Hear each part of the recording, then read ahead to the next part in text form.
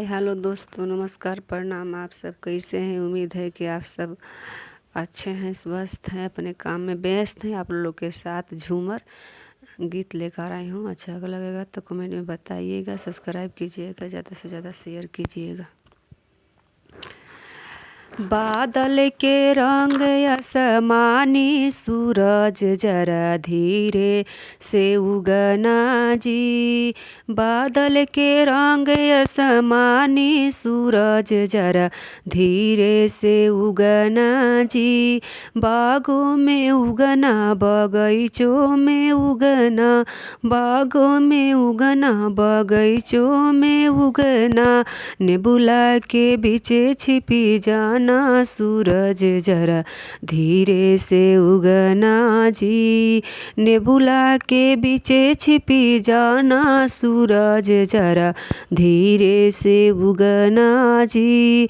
बादल के रंग आसमानी, सूरज जरा धीरे से उगना जी।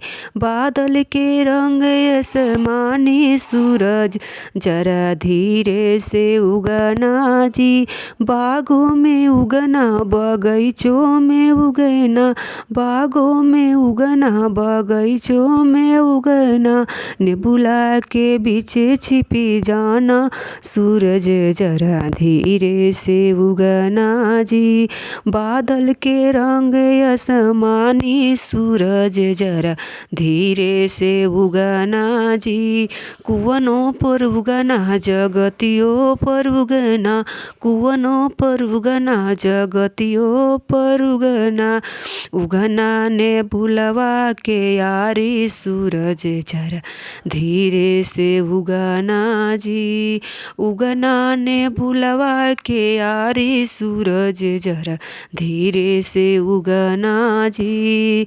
बादल के रंग आसमानी, सूरज जरा धीरे से उगना जी।